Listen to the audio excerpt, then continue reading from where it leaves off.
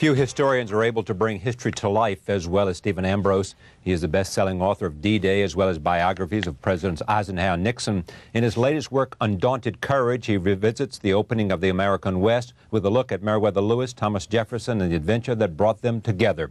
For 20 years, the Lewis and Clark expedition has been an obsession of Ambrose. He retraced their journey several times with his family, and in addition to revealing a new dimension to this story, he also reveals a bit about Stephen Ambrose himself.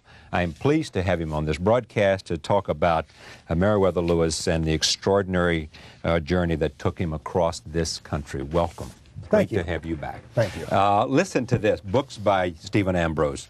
Upton and the Army, Halleck, Lincoln's Chief of Staff, Ike's Spies, Ride to Globalism, Crazy Horse and Custer, Eisenhower in Berlin, Duty on a Country, History of West Point, The Supreme Commander, the years of General Eisenhower, Eisenhower Soldier, General of the Army, Eisenhower, Pegasus Bridge, Nixon, Eisenhower again, Nixon, and then Band of Brothers E Company at 500th Regiment, then D-Day, June 6, 1944, the climactic battles of World War II. If I look at all those books and add this to it, is there a theme there? Is there something in all of those stories that brings historian Stephen Ambrose to the pen? Leadership. I'm fascinated by leadership. It's something that I don't do. I'm a college teacher and a writer, but I am fascinated by leaders and how do they do it. And their techniques vary enormously. Eisenhower and Nixon couldn't have been more different, for example. And they couldn't be more different from Meriwether Lewis, but they all were leaders. And this is what I'm looking for in my studies, and I'm trying to find and explore and trying to see what works and what doesn't.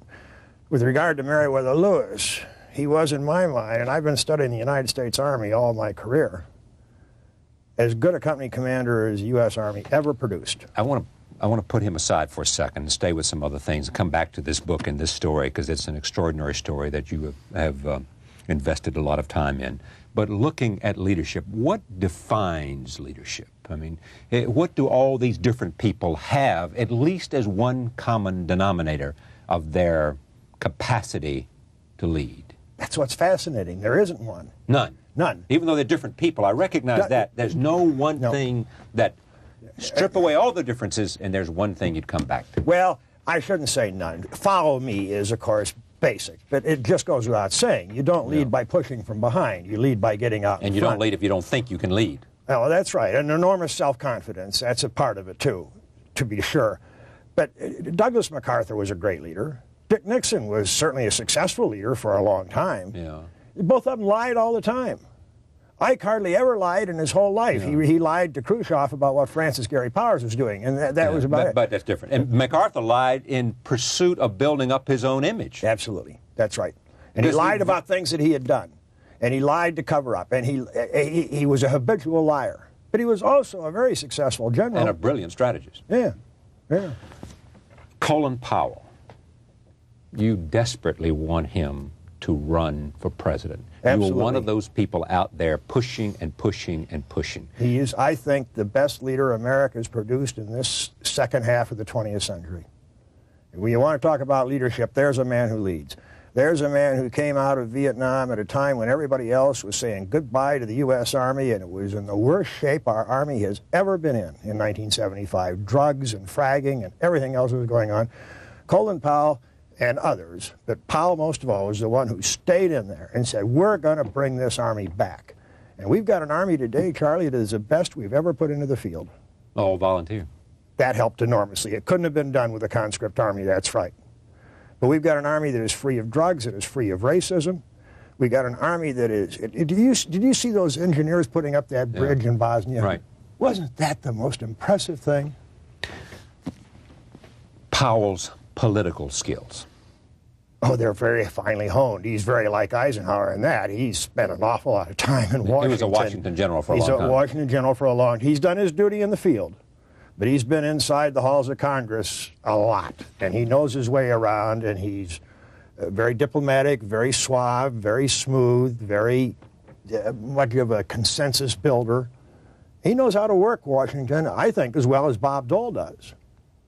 Do you think there is any chance he will reconsider because he's so concerned about his party, about the future and will hear the call of duty? God, I hope so.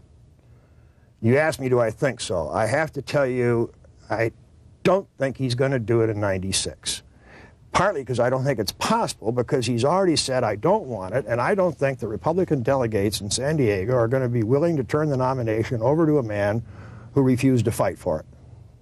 And why should they? To save the party and to save the country, that's why. They don't want to be suicidal either.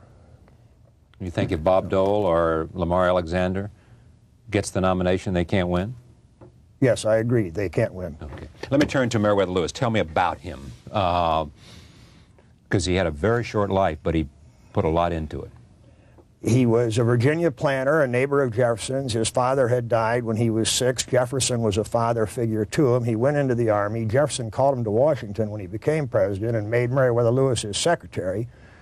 And Lewis lived in the White House with Jefferson for the next 2 years. Remember one of Jack Kennedy's most famous lines when he had all those Nobel Prize winners in the White House for dinner, and he said, "This is the biggest gathering of talent the White House has ever seen, except when Thomas Jefferson dined alone." Thomas Jefferson didn't dine alone. Meriwether Lewis was always there. Always there. He was the beloved aide. He was a son figure to Jefferson, who never had a son. And Jefferson gave him advanced courses in botany, zoology, embryology, ornithology, meteorology, the works, and turned him into a Renaissance man who had a breadth of knowledge that you couldn't find an undergraduate in America today that could come close to it, and damn few graduate students, and damn few people either. I can't do it. So he was marvelously trained by Jefferson for an express purpose. He wanted to become the first American to cross this continent and to go into that heart of darkness, which was the Louisiana Purchase. When Jefferson bought Louisiana, all he knew was that it was big. He had no idea what was cheap. Nobody knew what was out there, and it had to be explored. And he picked Lewis for this express purpose and gave him this training that was as good as the training the astronauts get today, but broader, and then sent him out to cross the continent from Washington, D.C. Tidewater all the way to Astoria, Oregon. To find a water route to the west. And many other things, to find out what's new out there. And Lewis came back with 110 new plant species and 100 new animals and birds that he had described and collected, to find an all-water route, to make peace among those Indian tribes so that American entrepreneurs could go out into the trans-Mississippi country and get into that fur trade, which was the immediately exploitable wealth of the Louisiana Purchase. And many other things involved in it. Fixing latitude and longitude and so on. And Lewis led this platoon of men, 30 men, plus one black slave, plus one Indian teenage girl, plus one infant. And the Indian teenage girl had an infant. Yeah. And that probably kept them from being attacked. Yes, it did, absolutely, because the Indian tribes, when they saw that there was a squaw with a papoose on her back among this party of big, husky young Kentuckians and Tennesseans who had volunteered for this expedition, they knew it was not a war party. Why else was Because she? a war party would never take a woman and a child along. Yeah. And why else was she important to the mission? Well, the greatest myth about the expedition is that she was the guide. Now, that's just silly. She was captured at the Three Forks in Montana when she was 8 years old. She was a slave. She'd been sold to this Frenchman named Charbonneau. And what she had that the expedition had to have was not, how do we get out there? Because they were just following the Missouri River. You don't need a guide to do that. You just keep going upstream. But she could talk in Shoshone and in Hidatsa. Her husband talked Hidatsa and French, and then many members of the expedition could take that French into English, and so there was a chain of translation available, thanks to Sacagawea, that made it possible for Lewis and Clark, when they got to the mountains, to trade with the Shoshones for horses. So as a translator, she was invaluable, but she made many other contributions. On 2 occasions when they were close to starvation, she found roots for them. She used her native skills and found some roots and dug them up and saved the expedition. Once one of the canoes tipped and her husband was in a panic, and the papers and the journals, these most priceless things that just the great of American treasures, are floating down the Missouri River. And Charbonneau was in a panic and the men didn't know what to do, and this 13 or 14-year-old girl with her papoose on her back went out and got those journals and got those scientific instruments and saved them all. I'm going to jump around here. What was the most important thing that this journey, this expedition brought back? Brought back? Yes. The map. The map. The map. The cartography was the most important immediate thing, and it opened the way for the fur rush that went out to the Louisiana Purchase country. The second most important thing was an American citizen had stepped into that great northwestern empire that is today's Oregon and Washington and Idaho, and that made our claim to that northwestern empire. So it added greatly to the territory of the Louisiana Purchase. The scientific fruits of the expedition were these new plants and these new animals never before seen. These guys went into a Garden of Eden. In the Garden of Eden, you just reach out and grab your food, right? Mm. When they're going down the Missouri River, they had to push the buffalo out of the way. The geese and the swans and the ducks on the river it impeded their progress. They were in such fabulous quantities. Lewis and Clark and the men of the Corps of Discovery saw things that no human being will ever see again, and no white man had ever seen before. They were the first non-Native American to see coyotes, prairie dogs, buffalo, grizzly bears. None of them had been seen before. None had ever been seen before. Expedition. They hadn't seen a grizzly, of course, and the the Indians that they wintered with in 0405, the Mandans near present Bismarck, North Dakota, warned them about the grizzlies. And Lewis said, "Oh, you know, these Indians, I know they really are frightened of these bears, and they prepare for them as if they were going for a war party. But they've got these indifferent British muskets and these little silly bow and arrow. We've got Kentucky long rifles. Let me at those grizzlies." The first grizzly they encountered, they shot him 13 times, 4 through the lungs, 2 through the heart, 1 through the head before they knocked that bear over. The second one pretty much the same. After 3 or 4 more grizzlies, Lewis commented in the journals, I find that the curiosity of the men with regard to these bears is pretty well satisfied. Now, let me turn this to you. Legend has it, sir, that you've been planning to write a novel about this. I did write a novel. But you couldn't? What was the problem? It wasn't any problem. I wrote the novel. I thought it was pretty good, and my editor didn't. She said, "Steve, go back to writing history." So it wasn't any good. I mean, that's what she said. I thought it was good. Why didn't you take it to other places? Because I trust Alice. If Alice says it's no good, it's no good. I had a terrible time trying to do sex. Just an awful time. And how can you have a novel you don't have some sex in? Yeah, and this was the story. How did you see it? Through what character? George Shannon, who was a 19-year-old, the youngest member of the expedition, who went on to, what appealed to me was he was the most literate member of the expedition, except for the captains. And he went on to become a friend of Henry Clay's, and then went on to be a judge in Missouri after it became a state. So he had a very good post-expedition career, and he was bright and he was literate, and I did it in the form of George Shannon's diary. We know there are diaries from the enlisted men that are out there that have not yet come to light. And they're hidden somewhere. Well, somebody's house or somebody's attic. About 20 years ago, one of the private's diaries was found in an attic. So that new Lewis and Clark documents are coming to light regularly. Lewis kept his own journal. Yes. And how good was it? Oh, it's one of the great treasures of American literature. I'd get after my friends in the creative writing department, why don't you guys do more with Lewis and Clark? They, of course, never think about doing that. Meriwether Lewis wrote in a stream of consciousness that, to my mind, is as good as Gertrude Stein or William Faulkner. Lewis can write a sentence that'll cover a whole page, and after you learn to read it aloud and you get the pace of it right and you see where you've got to put in punctuation sometimes, and you get your emphasis right and you get the verb coming out strongly and so on, it just reads like Stein is also hard to read aloud, of course. Yeah. So is Faulkner. But if you practice and work at it, you can. Anyway, Lewis was a fabulously good writer. Did he get that? Did he get that from Jefferson? Or yes. His writings before he lived in the White House are pretty pedestrian. Labored. Yeah. His vocabulary expanded, but his sensitivity and what you can do with words.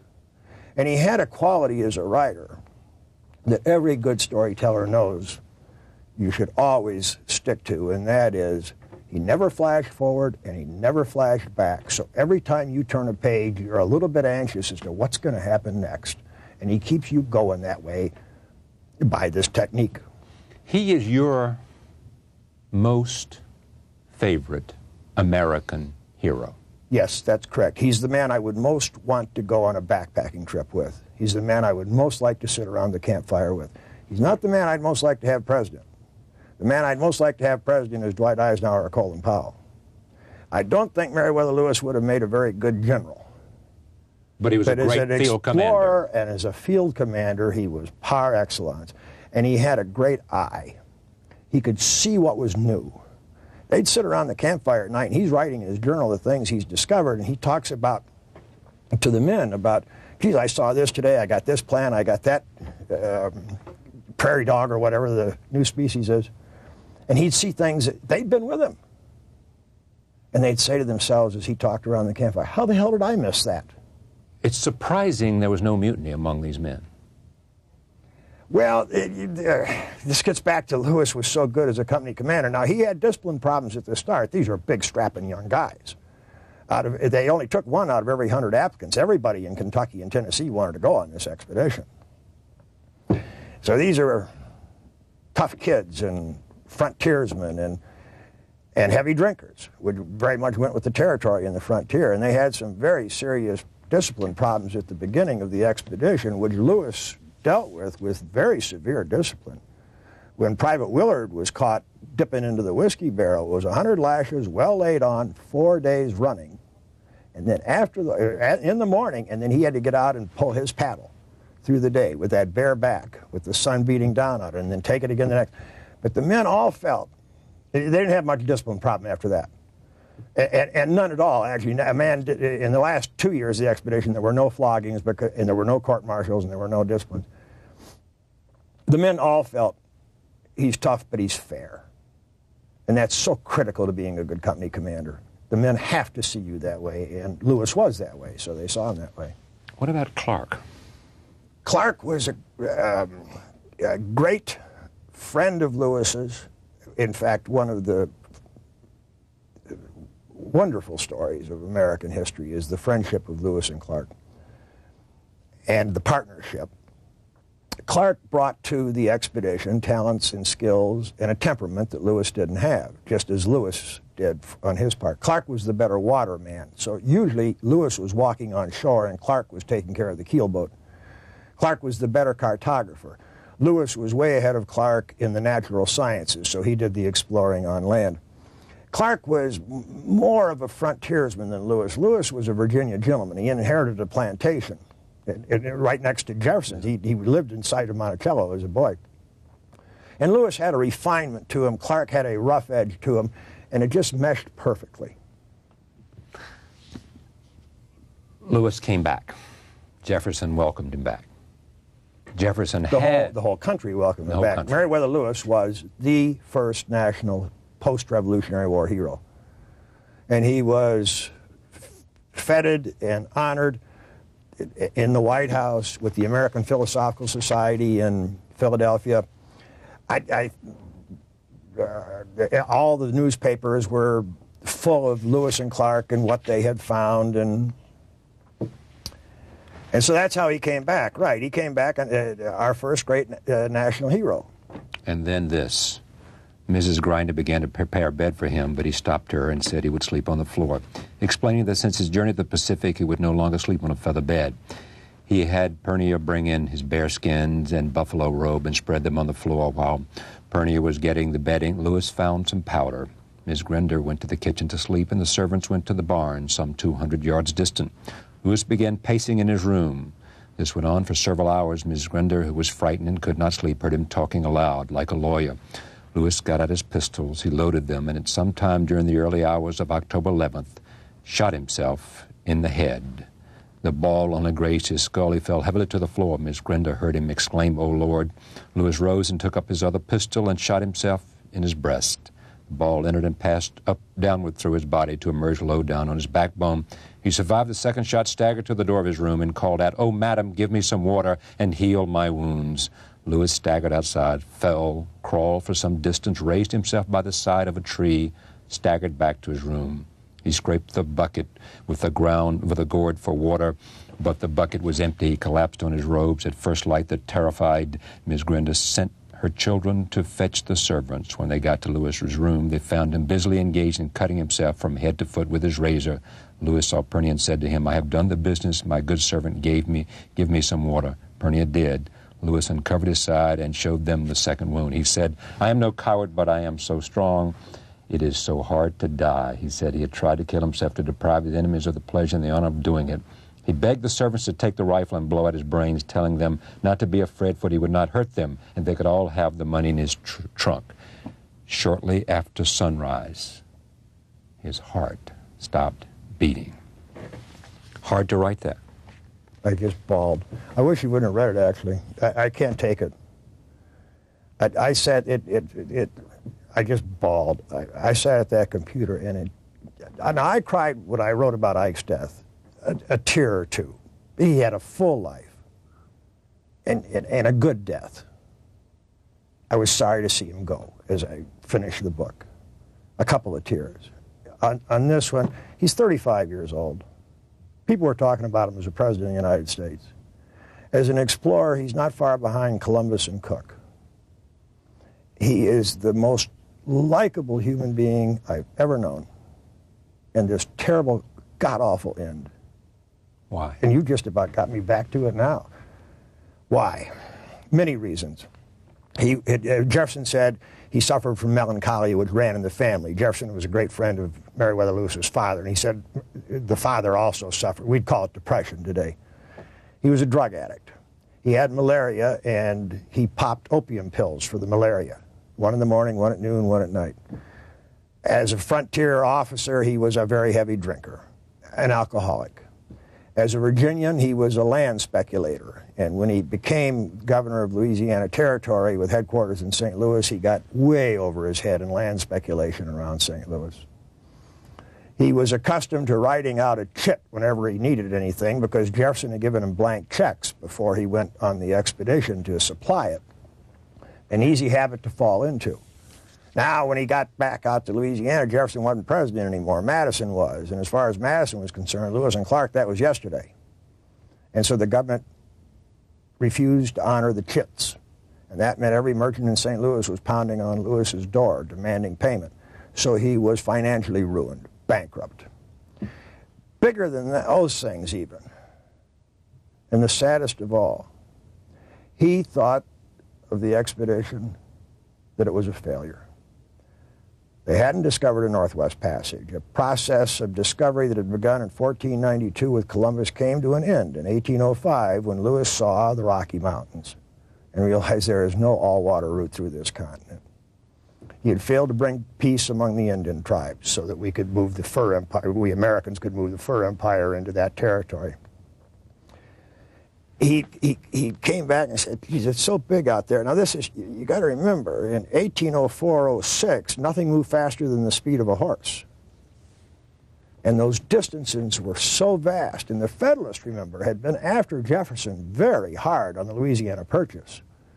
Their point was, as one of them said, here he is paying money of which we don't have enough for land of which we've got too much. The Federalists sealed their death warrant with their opposition to the Louisiana Purchase. But Lewis came back feeling, God, those Federalists are probably right. I mean, we're never going to be able to do anything out there. It's just too big. Now, Fulton was running the steamboat up the Hudson River. Lewis could make 10 miles a day going upstream on the Missouri. Fulton could make 10 miles in an hour with his steamboat. But Lewis never saw the steamboat.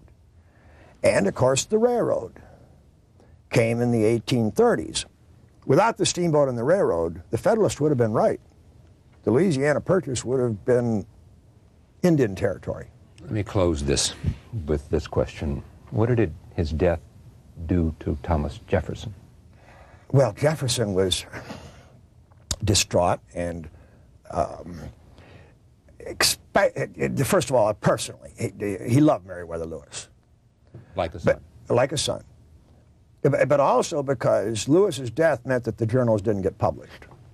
And Jefferson was a man of the Enlightenment. He had all these scientific friends around all of Europe and the United States, and he had been promising them, wait till you see these journals. There's never been anything like it, the discoveries these guys.